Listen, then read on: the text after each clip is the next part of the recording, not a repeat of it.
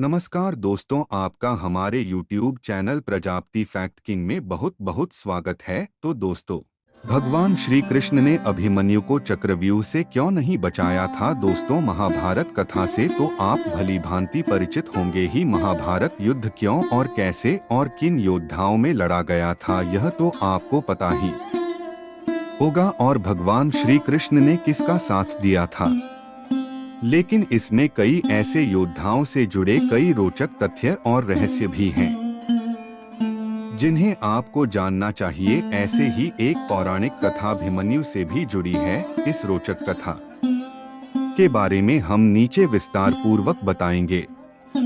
अर्जुन और सुभद्रा के पुत्र अभिमन्यु को तो आप लोग जानते ही होंगे कि महाभारत युद्ध में अभिमन्यु वीरगति को प्राप्त हो गए थे।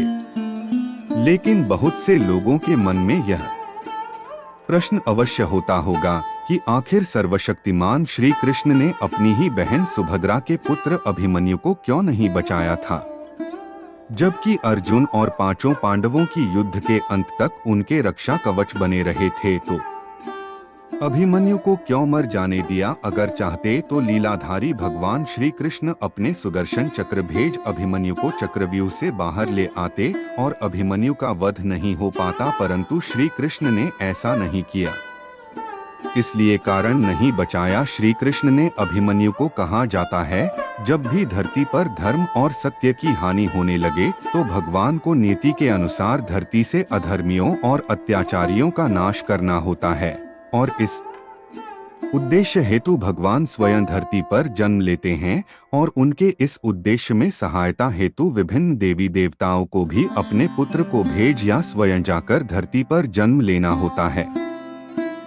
ऐसा ही जब द्वापर युग में भगवान विष्णु ने श्री कृष्ण अवतार में जन्म लिया था, तब ब्रह्मा जी ने और सभी देवी देवताओं को भी श्री कृष्ण की सहायता हेतु धरती पर जन्म लेने का आदेश दिया था। ब्रह्मा जी के इस आदेश का सभी देवी देवताओं ने स्वागत किया था, परंतु चंद्रमा ने इस आदेश का विरोध किया और अपने पुत्र वर्चा को पृथ्वी पर जन्म लेने से इनकार कर दिया।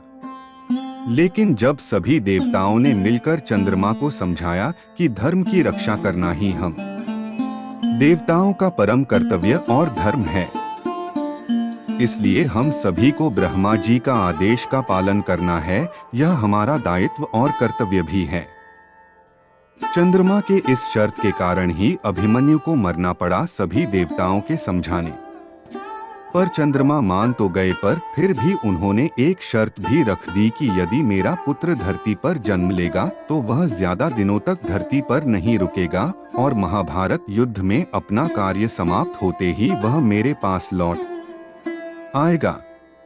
इसके साथ ही वह युद्ध में अपने पराक्रम से बड़े बड़े महारथियों को भी चकित कर खोर युद्ध लड़ते हुए वीरगति को प्राप्त होगा और उसके इस अदम्य साहस को युगों युगों तक याद रखा जाएगा।